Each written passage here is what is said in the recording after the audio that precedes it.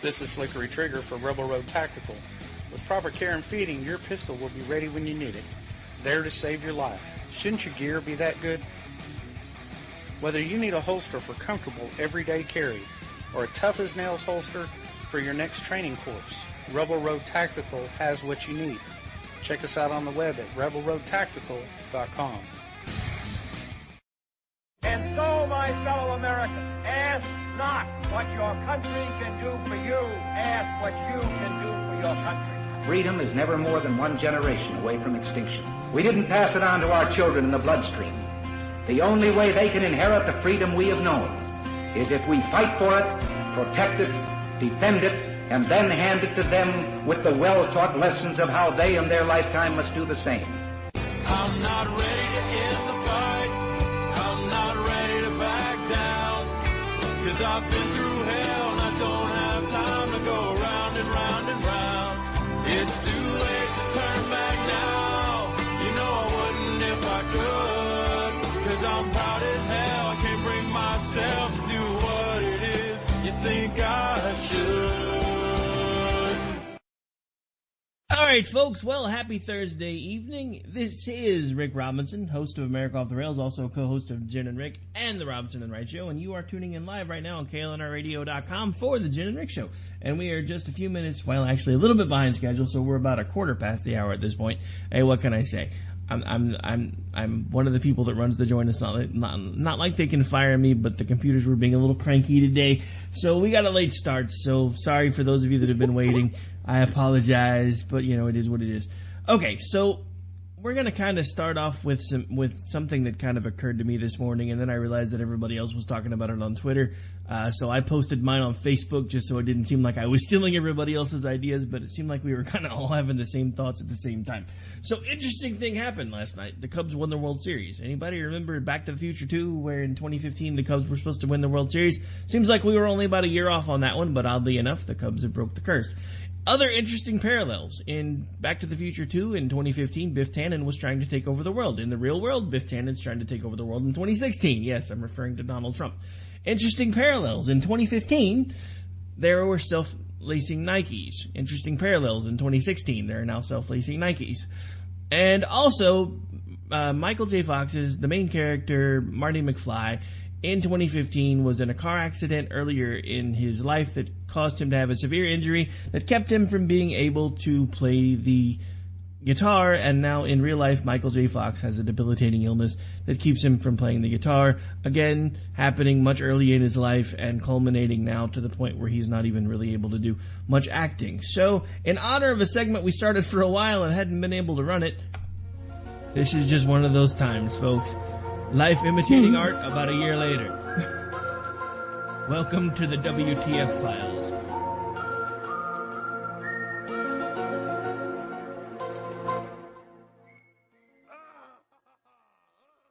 So yeah, I mean, seriously, it was just one of those things where I was like, you know what, that's just completely weird. And then everybody else, I posted mine on Facebook, went over to Twitter, and I'm like, everybody else over here had the same thought I just did. Weird. Yeah, it was. I thought it was kind of cool too. I'm seriously sitting here going, doo-dee-doo-doo-doo-doo-doo. I don't know. That's just a little bit too, pointed, I guess, even though it's a year off. It's a little bit too pointed in how, accurate it was, but it's always kind of fun to look at stuff like that. Did you see the guy that tweeted in 2014 that it was going to be the Cubs versus the Indians? I'm a little sad that the end of the tweet didn't happen, though. I know. He said it was going to be the apocalypse. He said it was going to be a tie in extra innings in Game 7, Cubs versus Indians, which in 2014 was not even on anybody's radar.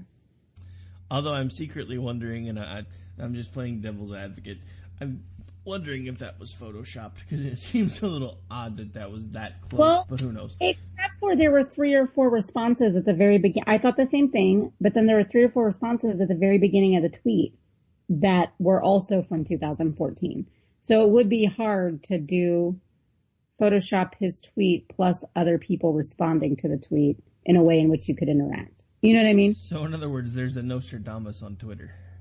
Right. I mean, yeah. Or just some idiot that got really lucky. I mean, Nice. hey, it kind of sounded like maybe it was just kind of a drunk ramble. And it's like, well, got that one right. Well, you see, what had happened was. Oh, okay. He's like, oh my gosh, I did this. Because his response to people is like, oh my gosh, I wrote that way back when. Oh my gosh, like he barely even remembered doing it. Like, so anyway, it's just funny. Just funny how stuff like that happens. Oh, no, I mean, the whole thing has just been interesting because, everybody thought 2015 was going to be their year, and then it turned out not to be, and then, I mean, you got to kind of feel sorry for the Cleveland Indians at this point because they were, like, smacking the crap out of them in Game 1 and Game 2, and then the momentum kind of swung a little bit in Game 3, and then they still managed to pull it out, and then it was like, no, these are ours. You're done. I'm like, Yeah. wow. I didn't even really follow along that much because I've had too much other stuff going on. But it's been interesting to kind of catch up on the anecdotes and the side stuff, and it's just interesting. I mean, these people have not won the World Series in over 100 years, and the drought is now crazy. There's not a person alive. There is not a person living today that was alive when they last won. And my only thing to that is that, I'm a Rangers fan and, they can take their curses and shove it because we've never won. So I really don't care to hear about it, but, it is interesting and it would have been a fairly historical win for either of these ball clubs. But, what I found was so cool about it was, first of all, that it went to 7 games, that it was so close. It was down to extra innings. In Game 7 of the World Series, there was a rain delay. It was just so dramatic. It was everything that baseball is supposed to be at this level, and at this point. And, it was just, I like seeing the various different, the humanizing of it, the different stories. Like David Ross is retiring. He finally wins one. He spends most of his career with this club. Like just all of these different things. And for me, all these families bonding over stuff, people that are like taking pictures with their 98-year-old grandmothers and grandfathers that are like finally got to see the Cubs win after rooting for them their entire lives. For me, sports does this in my family, and I know not every family is like this, but I mean, it is a bonder. It's a unifier. It's something that we have amazing memories we make together over. And so, it's just kind of one more like, hell yeah, America type thing. I just felt like a little bit touched and proud last night. And I don't like the Cubs and I don't care about them winning necessarily. Just the moment of it all was just really cool. And actually, if anybody wants to read probably the most touching thing, I've read about all of it, go to misfitpolitics.weebly.com and, Verum Vulnero 1 at Verum Vulnero 1 on Twitter, wrote her own story about, kind of what this means in her life. And it's just a really neat journey and a really cool thing how it's, connected to the best thing, what she calls the best thing she ever did. Really? I hadn't seen anything about that. So where can folks find that again?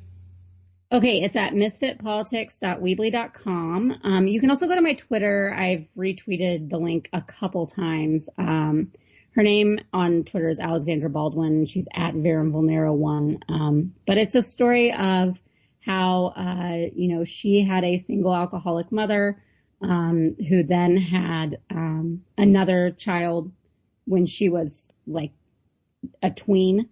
She had another child whose father was a huge Cubs fan. And when her mother was no longer capable of taking care of her sister, basically, she fought the courts and fought her family to adopt her. Basically took her to live with her and her roommate in Boston. And she's turned into this amazing woman who is going to Harvard. And it's just a really cool story and how they've spent most of their lives reconnecting every Thursday, watching Cubs games and just, being with each other and bonding in those moments. So it's such a sweet story. Get out the Kleenex because it'll make you cry. But it kind of reminds me of like why this is America's favorite pastime and the ways in which these kinds of things kind of bring people together and can evoke so many different emotions and feelings of nostalgia. So anyways, check it out. No, that's actually really cool. That's why I wanted you to go back over it again, just in case anybody missed it the first time, because I was kind of fighting with the board and couldn't hear half of what you were saying. So, because the gremlins are still here. They're still alive and well, and my computer hates me tonight. But anyway, it is what it is.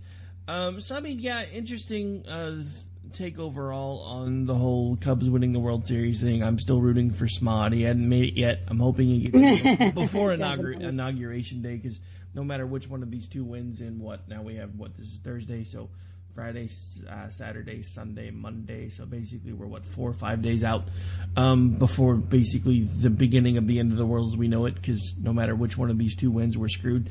And 538 is completely like having kittens, because they're like, we don't even know what to tell you anymore, because it was nowhere near close, and now it's starting to get closer, and it might even be a statistical dead heat by Tuesday. And I'm just like, somebody just shoot me now.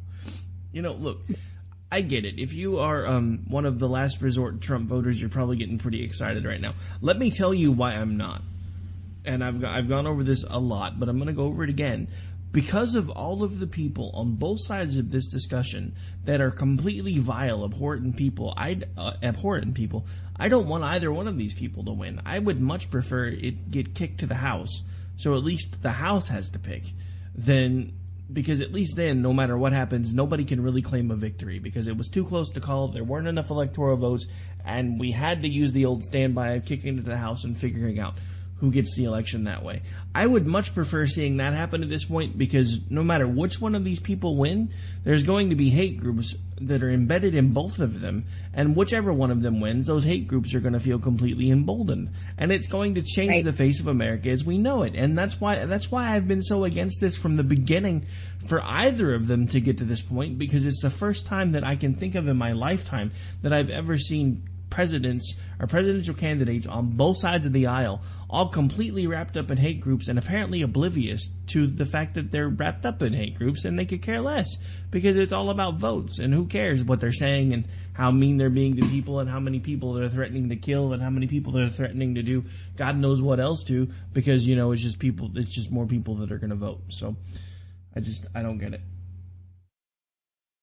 Yeah, and we've been talking about this 538. I think we're going to see a lot after this election. It's going to really stink if Hillary wins, as I think that she will, because we have to remember this isn't just about like what the polls are saying. Like, they could be neck and neck in the polls. That does not translate to electoral votes in any way. So it does matter. It is something of an indication of kind of where the popular vote is going to be. But remember, we have an electoral college. The popular vote doesn't actually matter. Not in the way that it's just, you don't get to throw out all the electoral votes just because it's like, oh, well, they won the popular vote, so done deal. Over. Game over. That's not how it works. And I think that people really don't quite understand this and how the polls don't translate to the electoral college. And I've been looking at this map over and over and over, and I've been trying to figure out where let me tell it to you this way. I, as everybody now knows, I'm an avid Texas Longhorns football fan. Well, Longhorns all things, but football fan especially. And I sat here and looked at the rest of our schedule a couple weeks ago and was like, where can we get a couple more wins to make a bowl game? Because I'm not seeing it. I don't know where it can happen. Now we beat Baylor. Okay, we got one, and it was unexpected, and it was, a sloppy game, but we came out ahead. But where else on our schedule can we get those wins to be above 500 or be 500 and go and get a bowl game? So I'm looking at it like that when I'm thinking about Trump. I'm looking at this map and I'm going, where are there enough states to win that he can get the electoral votes needed to even come close? And I'm just not seeing it. I mean, we've already, Georgia has gone back and forth. Texas is possibly a swing state. There's like a bunch of different things. But let's just say, he has to take all of those. He has to take Florida. He has to take at least Ohio or Pennsylvania, but probably both. So there's just, he needs to take Arizona. He needs to take Colorado. These are things that are just not very likely for all of them to happen. Some of them might, but he needs these things that have been red states to still be red. Plus, he needs to gain some swing states. And that has just been so hard for anybody to do, much less someone like him. But this is Hillary Clinton we're talking about, and she is the most unlikable candidate I've ever seen. But I just think that it's there when people go, oh, but no one gave the Cubs a chance to win, or, oh, this is happening, or that is happening, or there's more people at the early polls, or there's this or that. I mean, you have to take it with a grain of salt because it's just such a different ball game than an actual ball game, which has chance mixed with talent.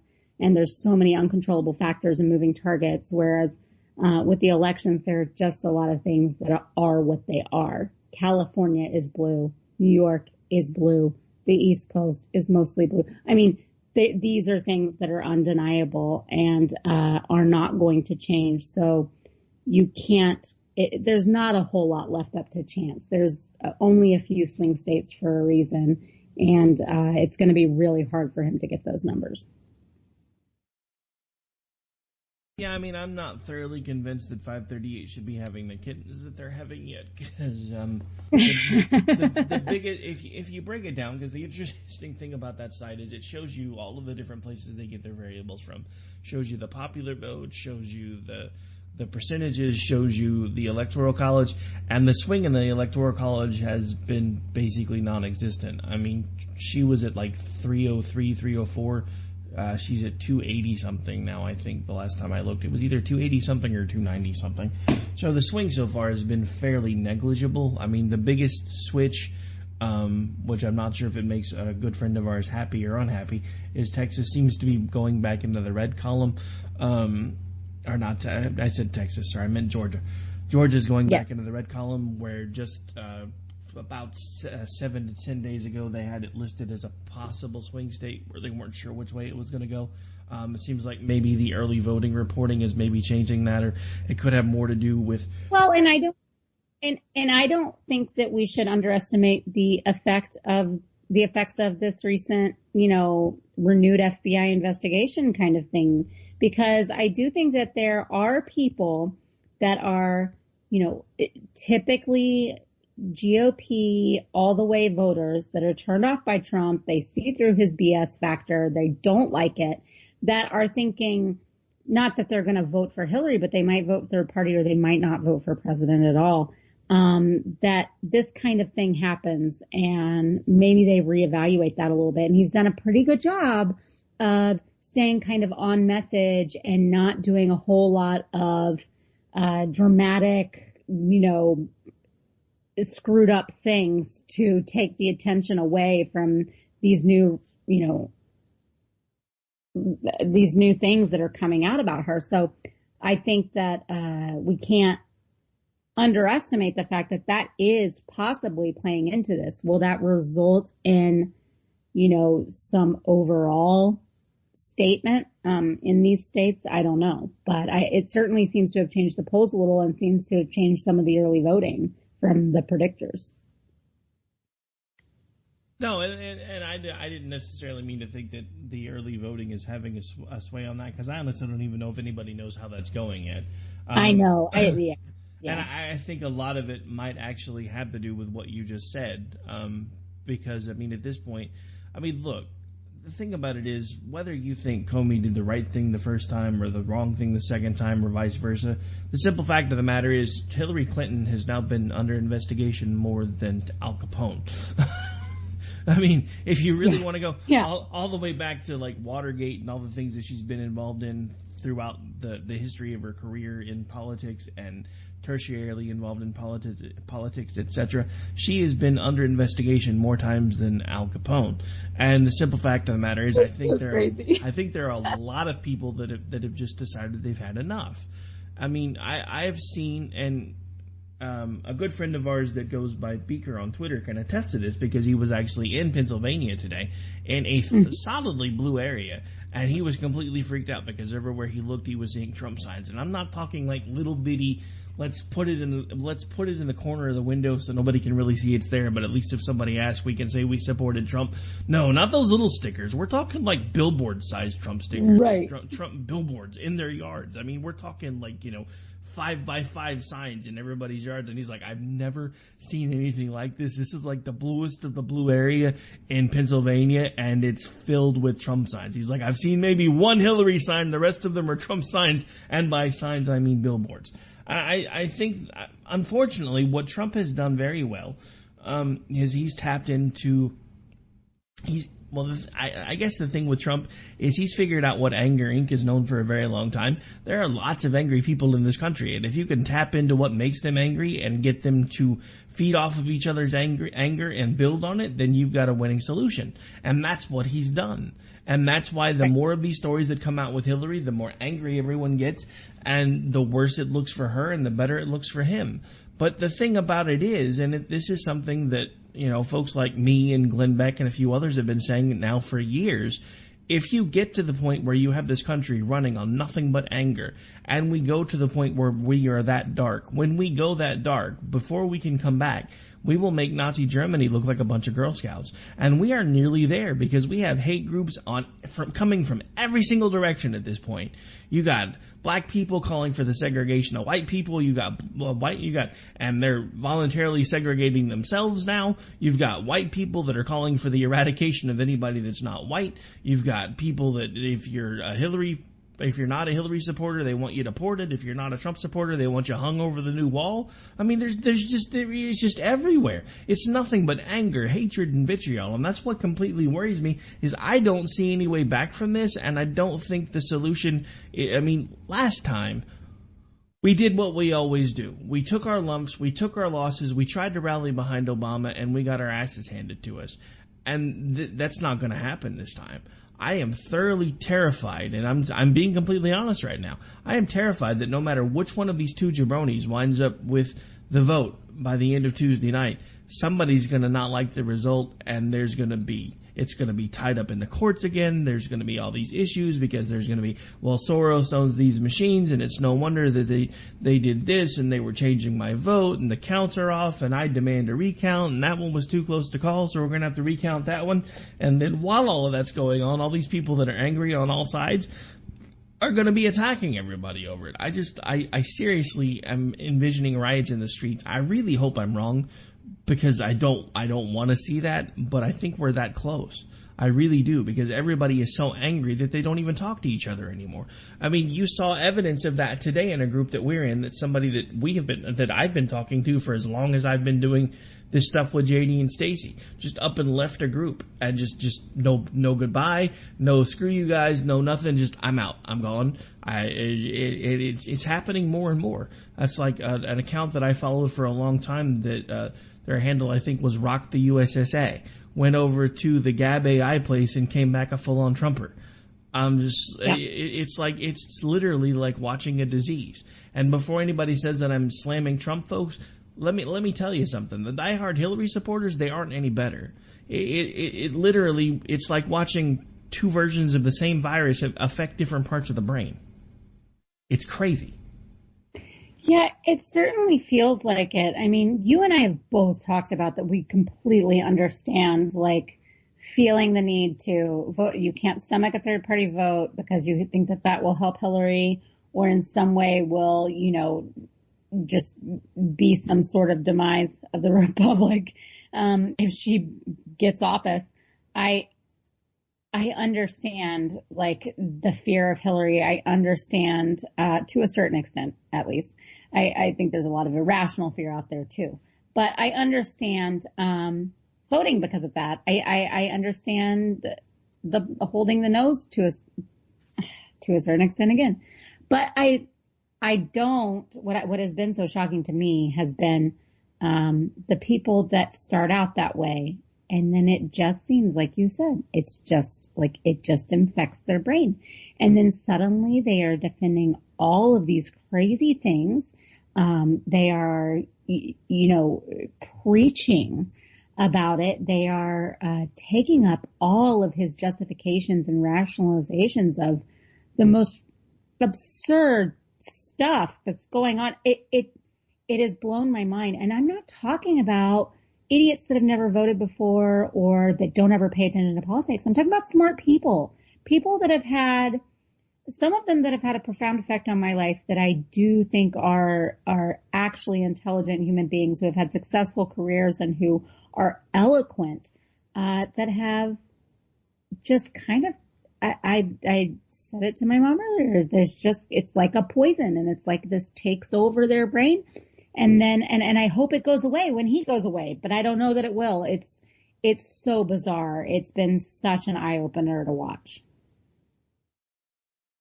Oh, speaking of eye-openers, we've got a couple of stories to talk about when we get back, but it's time to take a break and pay some bills. You are listening to Jen and Rick live right here on KLNRradio.com. We'll be back in just a couple minutes as soon as I can find the right button and we can make sure the commercials run. Yes, I'm having one of those nights. Live radio, folks, deal with it. We'll be right back. And so, my fellow Americans, ask not what your country can do for you. Ask what you can do for your country. Freedom is never more than one generation away from extinction. We didn't pass it on to our children in the bloodstream. The only way they can inherit the freedom we have known is if we fight for it, protect it, defend it, and then hand it to them with the well-taught lessons of how they in their lifetime must do the same. I'm not ready to end the fight. I'm not ready to back down. 'Cause I've been through hell and I don't have time to go round and round and round. It's too late to turn back now. You know I wouldn't if I could. 'Cause I'm proud as hell. I can't bring myself to do what it is you think I should.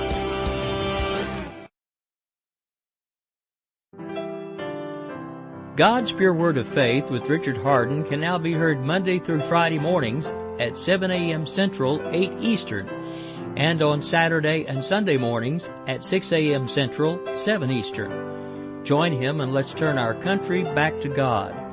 It only takes a spark to start a forest fire. Let's get on fire for the Lord. Right here on KLRN Radio and the Spark Radio Network.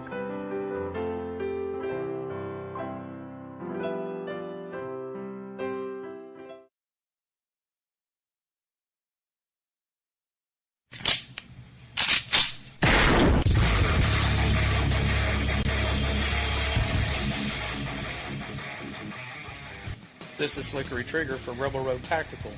With proper care and feeding, your pistol will be ready when you need it, there to save your life. Shouldn't your gear be that good?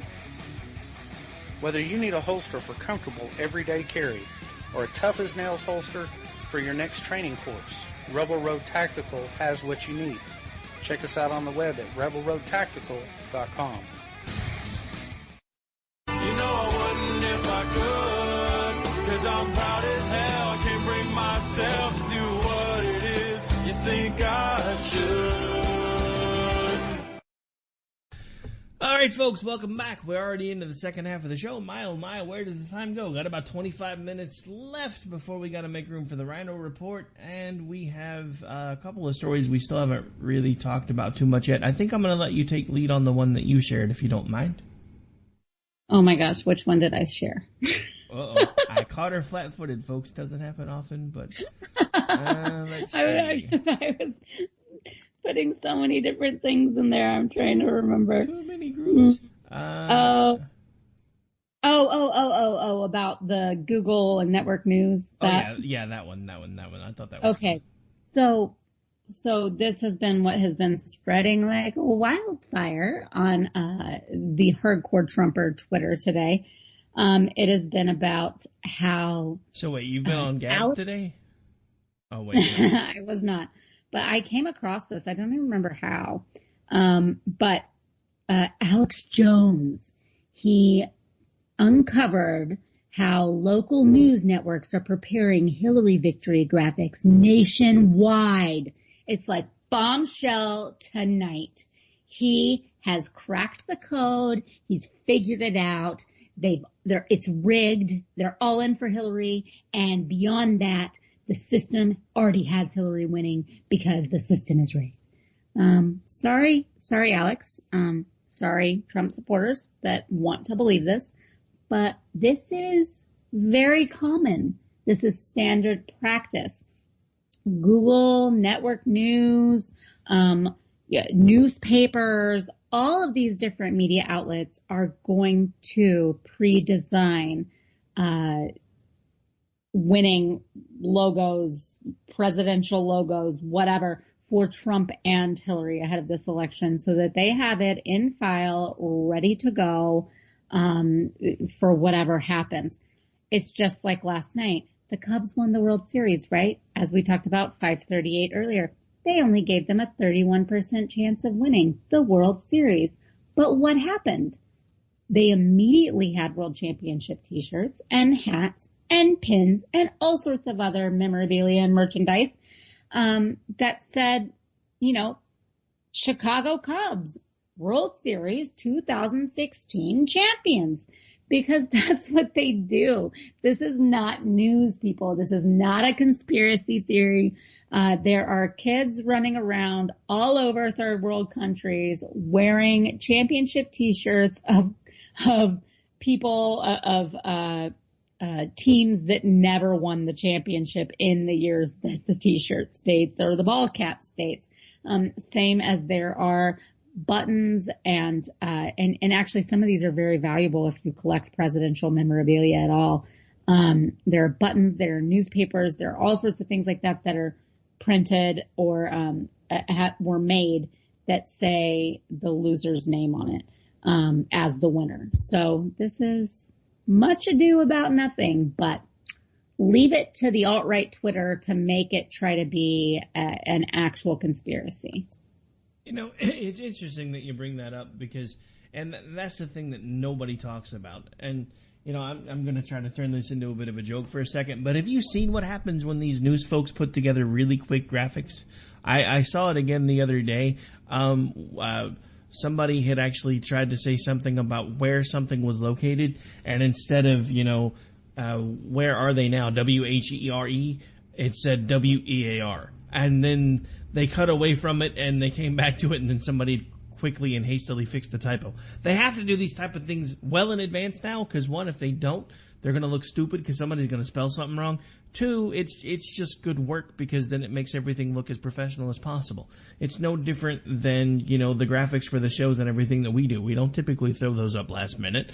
It takes sometimes days, if not weeks, to prep those things. Because there's tweaks, and this firsthand because you were helping Jess with the revamp of the graphic for my other show, and it was just one of those things where we were working on it back and forth, and she was shooting me ideas, and I was shooting her ideas, and she said, "Oh, by the way, Jen came up with something. What do you think about this?" I'm like, "I love Jen. That was a great idea." Sometimes it takes fresh eyes, But yeah, so it's just one of those things where if you're trying to make things look good and you want them to look like they were important, most of the time that takes prep work. And and again, I don't. It's no different than I'm sure right now the Cleveland Indians are burning some World Series T-shirts because they didn't get there, but I guarantee you they had T-shirts made up just in case they did. Just saying. Yeah. It just, it cracked me up, and I saw it had like a couple thousand retweets, and then a couple other people had shared it separately that had several thousand retweets, and I was going, oh my goodness, can we just not even have the slightest bit of, just, thinking logically here. Let's just look at it and be objective and think logically before we jump to conclusions and go into mass hysteria about bias and corruption and conspiracy here. Well, it's 2016, so of course not. Yeah, there's really no such thing as logic anymore. There was actually a conversation I had with someone today who shall remain nameless, and we were actually having a discussion about direct deposit, and that person was under the assumption that direct deposit was instantaneous because their check showed up every Friday. I'm like, you realize that in order for your check to show up every Friday, the bank that your job does business with, your job has to tell them to initiate that transaction usually at least 72 hours prior. It's not instantaneous. It's not like, it's not a transporter. It's not like, boom, the money's there. No, that's not how any of that stuff works. It still involves computers. There's still plenty of things that have to move back and forth. But that's the world we live in now, because people are so used to having, air conditioning at their fingertips or heat at their fingertips. So if you're too hot, too cold, you can have it fixed within a couple of minutes. If you're hungry, you can go get something out of the freezer, plop it in a microwave. You got food in front of you in 2-3 minutes tops. It's just the world we live in now. There really is no far thinking process anymore, because everything is instantaneous. And it's getting sometimes even worse because, and I was thinking about this the other day, when I was a kid, if you needed an answer to something, then you had to either find a way to get the information from somebody who understood it, or you went to a library or your school's library and you looked it up using a book. You don't even have to do that anymore. If you want information, it is immediately available at your fingertips as long as you have access to the internet. And the problem with that is the information is becoming as profitable as anything else in this world has ever been, and people are finding ways to profit on it, even though they shouldn't. And it's happening everywhere. And you're probably wondering where I'm going with this. But there was a story that happened, I think we talked about it on Tuesday night, but it's still just as relevant now. It was either Tuesday night or I talked about it a little bit last night. I don't remember. But Sean Hannity, of all people, was actually quoting a fake story on his radio show, because he didn't take time to vet anything, because information is instantly available at your fingertips now. There's a 24/7 news cycle that has to constantly be fed, and it's the same situation we find ourselves over and over again, because folks like Alex Jones and all of these other people that make money off of disinformation aren't doing it because it's a service. They tell everybody that it is. They tell everyone that they're the true heroes, because they're the ones that are finding you the truth when nobody else will. But the simple fact of the matter is they're nothing but clickbait salesmen. Sean Hannity became one of those the other day because he quoted a disreputable source, and then when he figured out he was wrong, instead of mea culpa and falling on the sword and saying, hey, yeah, I screwed up, I get it. As soon as he said that, well, Elizabeth Warren did the same thing too, though. That's the world we live in now. We're just, can it be over? My thing is that even though once it's over, so here we are Thursday. The next time that we talk, it's going to be election coverage. Not you and me personally, but on air. Yeah. It's going to be election coverage. Should we just let the cat out of the bag, folks? We don't talk before shows ever. We don't even like each other. We just pretend. No, I'm just playing. Well, what is funny, though, is that we don't talk that much before shows, but we talk continuously all day, every day. That's because usually for some reason on show days, you and I are so freaking busy, we don't have time to talk. And then Every time. What is that? It's always Tuesday and Thursdays. I'll be like, okay, on Monday, I've talked to Rick 25 times. On Tuesday, I've talked to him once, and it was at 8 a.m. Like, what is going on? It's always like that. It's so funny. But hey, it seems to work out all right. But I just have this bad feeling about where we go after this. I think Hillary's going to win, and I think that I just think Trumpers are going to die hard. I think it's going to be there's going to be a lot of crap for several months that we have to deal with and hear, and all sorts of conspiracy stuff and lawsuits possibly, and who knows what else. I just am not sure that I think it's going to be really ugly. I just want to know if Alex Jones is getting a spot on Trump TV. Oh my gosh. I don't know. Get him out of Austin. I'm sure Alex Jones is probably in the running. I'm sure. The very first time I ever saw Alex Jones was on the local cable access channels here in Austin right after 9/11.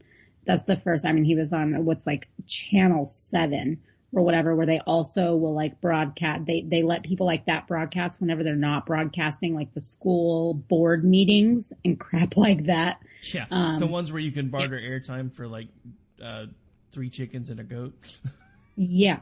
That's where he got his start. That's where he was, right here in Austin, Texas. And it was, oh gosh, even back then, my brother, I'll never forget my brother and I sitting upstairs in our parents' house, watching the TV in the game room, after 9/11, like watching him just go off and say all these nutso things, and we would just laugh, and we thought he was so entertaining and it was so hysterical. We're like, this guy is crazy. And then we would say something to somebody else and go, have you seen that? Oh yeah, the guy with the long hair that rants and raves and says that, like, you know, other things are controlling the government and that the Saudis are in control of the Bushes and the blah, blah, blah. And it's like, yeah. And then later he came up with all of the inside job stuff. And anyways, it was like late night, like entertainment TV, like grab the popcorn after you went to like the party with your friends and you got home and you were buzzed, like watch Alex Jones on cable, on local cable access channel. Oh, how incredible the career he's made for himself off of a bunch of BS. And you know, that's the scary thing, because I mean, with him, you always kind of knew what you were getting. For some reason, now in 2016, he's become mainstream. That's another thing that terrifies me about this election cycle. Alex Jones has become mainstream. He was actually at the RNC. Let that sink in for just a second. Alex Jones, the king of inside job, was at the RNC. That is how far the GOP has fallen. I mean, dude, that would be like Hillary Clinton inviting George Norrie to the DNC. Yeah, dude. But George Norrie, I mean, gosh, Alex Jones made George Norrie look sane. I'm sorry. Well, I mean, to a point, but you know, then they say, well, I mean, it's just like he's at least more like believable, has a little bit like his reasoning seems more sound. He doesn't scream at the camera and take off his shirt and like do all sorts of crazy crap. I don't know. Alex Jones is off his rocker, and I think it's all a show, and I think everyone's been conned, just like they've been conned by Donald Trump. End of story. Speaking of Donald Trump and Alex Jones having their shirt off, did you see the show that Dan and I put together a couple of weeks ago that I wound up renaming From Russia with Love, and I put the graphic of, you know, Putin and Trump on the horse together? I don't know if I told you this, but somebody took that when I reshared it with the new stuff on it, and they actually tagged Trump Jr., Trump, and AJ Delgado. And that thing's been listened to like 900 times. I'm sure Dan and I are on some watch list by now. Oh my gosh, that is really funny. No, I did not know that. That is hysterical. Good for you. Yeah, I'm pretty sure we're probably on some Trump watch list at this point, because they're going to be like, yeah. Well, he's going to deport you. If we win, these guys are toast. And I'm like, yeah, whatever, dude. I live out in the middle of nowhere. Come try to find me. Yeah, I'll be deported too. It's fine. See, I know how to get back in. Well, this is true. He's not building that wall. I can get back in. But you know, that's the thing about those of us that are trying to call it down the center. The Trumpers are like, you should vote for him because otherwise we're going to deport you. Really, no matter who wins at this point, there's a pretty good chance that somebody's going to try to throw me on a list somewhere, because I've been calling it straight down the middle and telling you they both suck. So neither one of these administrations is going to like me. And a bunch of other people that I know. Because, you know, I'm not trying to make it seem like I'm this all-important guy, because Lord knows I'm not. But, you know, I mean, when people start sharing your shows to Trump children, you know you're going to wind up on a list somewhere. Yes. Because if you think daddy's bad, pay close attention to the kids. You remember that scene in Billy Madison? Adam Sandler calls the guy from high school that he was mean to. Yeah. And he's got a list, like a hit list, you know, and he like crosses there. I mean, I feel like that's what Eric Jr. has. I mean, Donald Trump Jr. has, is he's got like some hit list, because he's kind of the quiet one. So he's the one that's like making the list and sitting there with the charts on the wall, ready to take people out. Oh. So you're on the list. I mean, I am too. It's fine. I'll take it. I don't mind being on either one of their lists, because, you know, to me anymore, it's not, and this has kind of been a life-changing year for me, because I really honestly thought if we just kept pushing hard enough, eventually we would get people to understand that the Republican Party is not how the Democrats portrayed it. And yet, we've proven every single one of their stereotypes. I mean, there are people that know what Bannon actually stands for, and yet he's hip deep in the Trump campaign. So let's flip this a little bit, because you and I know the things that that people on our side say about liberals, and we know that a lot of those things are what conservatives say they are, but liberals have been able to portray it as something completely different, and they control the media and they control education and all these things. What would it take for us, for somehow for them to get someone that exposed the left as much as Trump exposed at least part of the right? Obviously, it's not the whole right, and I will not accept that premise that it's the entire right and that the left had us pegged the whole time. But that certainly there's that faction there, and there is that portion of people that are very loud and very angry and will exemplify all the things that they accused us of. Where does that come from on the left, and how can it be exposed? I don't know if it can be because of all the cover-ups they can do, but wouldn't that be interesting to see them outed? Well, I think in some ways you're already seeing it. It's just a little different this time. Because with the left, I mean, the thing about it is the Donald Trump and the hate stuff, it kind of really, it's kind of a groundswell thing for him. It's starting at the bottom and it's working its way up. And in a lot of ways, I know he's aware of it, but I don't think he fully comprehends exactly how bad it is. And I think that's one of the reasons why he's been able to stay somewhat detached from it. But the difference is with the Democrats, for them, it's the top down. I mean, this is not something they've tried to hide. It's not anything that they've tried to keep under wraps. There has been a segment of the Republican population that didn't want their thoughts to come into light, just like there are segments of the Democratic population that are just as racist, just as homophobic, and they don't want people to know they exist either. But as far as the overall corruption and the overall things that are going on between the parties, for the Democratic Party, it's a lot different because they embrace that side of themselves. They embrace it, and then they try to bury it because they won't hide it from you if you ask them. That's the difference between them and folks like Donald Trump and everybody else. They will, if they're talking amongst themselves, they don't hide it. Look at what Hillary's been saying in public that she says completely different in private about how, if you're a politician, and especially if you're a liberal politician, you have to have a public stance on something and you have to have a private stance on something. That would have ended any Republican's political career permanently if something like that had been leaked.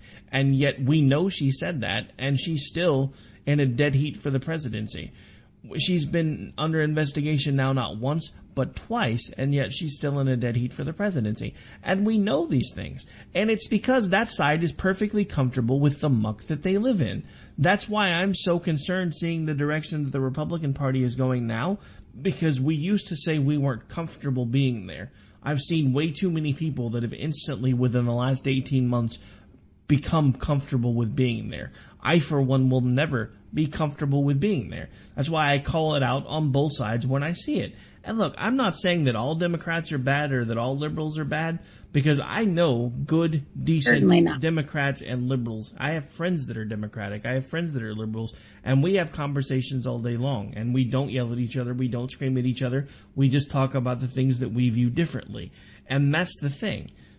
We keep letting ourselves get drugged to one side of the extreme or the other by the loudest vocalist part of our parties, and neither one of those are good things when it really comes down to it, because those aren't the people that actually have our best interests at heart.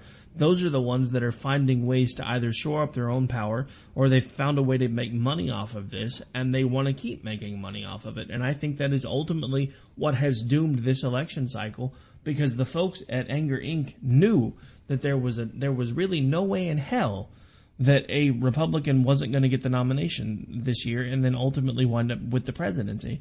They knew.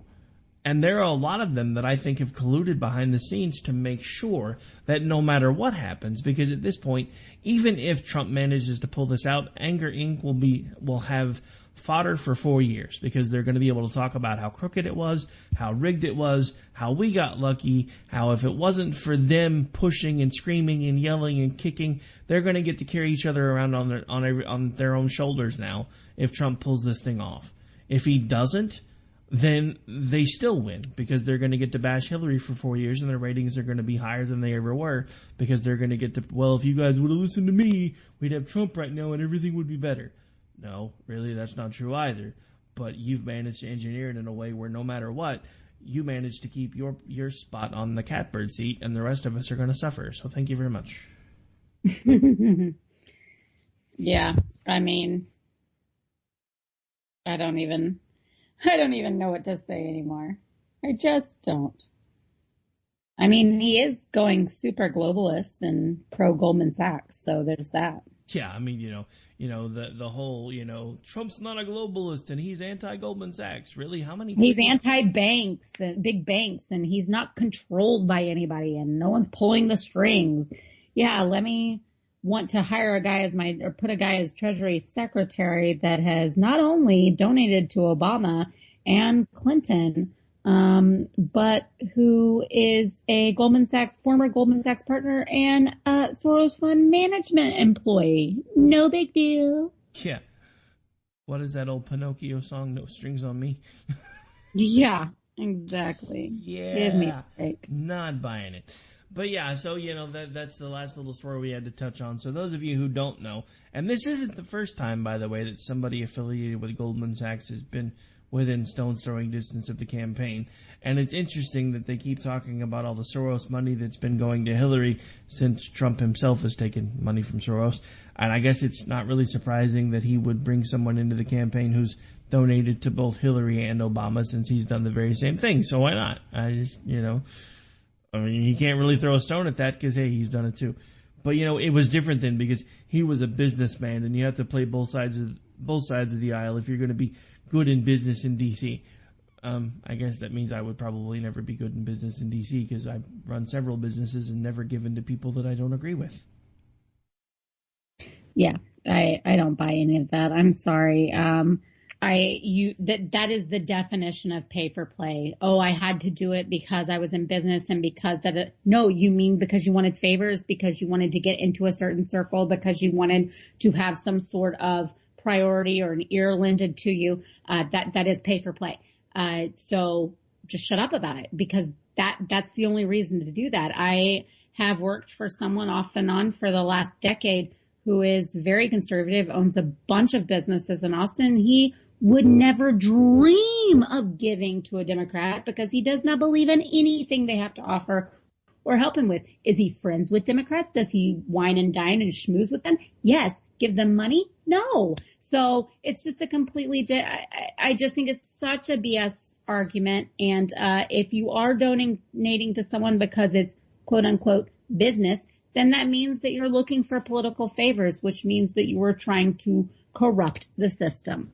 So if you're trying to do it on that side, of course you're going to do it on the other as well. Because you see no problem with it. It's just business.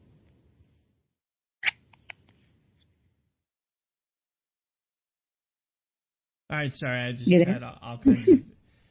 had all kinds of emails wind up coming through at the last minute while we've been talking. The other affiliates are blowing up my email boxes again, trying to get ready for CRN. Anyway, I just realized we are officially out of time while I've been going through my email box. So why don't we do what we always do, and on the way out, why don't you remind folks where they can interact with you when you're not on the air with me? Okay, come hang out with me on Twitter while I yell at people. No, I'm just playing. Well, sometimes, but not all the time. But it's a lot of fun around there. So come hang out with me at J Homestead, and I'm on Facebook, sort of, JR Homestead, and misfitpolitics.weebly.com. And let me remind you to go look at that piece by at Varen Vulnero 1. Follow her too, because she's awesome and really smart. But a little bit about live love and America's favorite pastime. You won't be sorry. All right, and on that note, I am Rick Robinson. I'm the regular host here on America Off the Rails every Monday through Friday at 11 a.m. Eastern. Also co-host of Jen and Rick, what you're listening to right now on Tuesdays and Thursdays at 10 Eastern. And then also Robinson and Wright on Friday nights at 11 p.m. Eastern.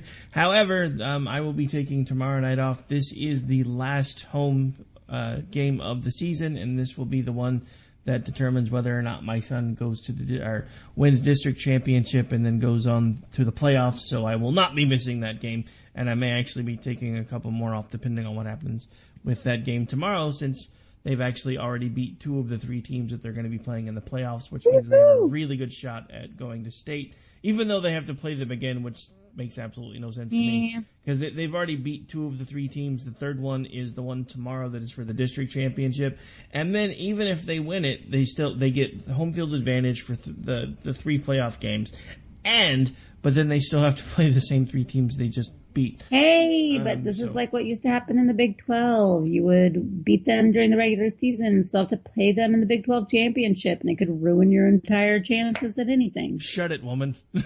Oklahoma and Texas both know this well. We both got burned by that. Shush, you're jinxing. You're jinxing. Shush.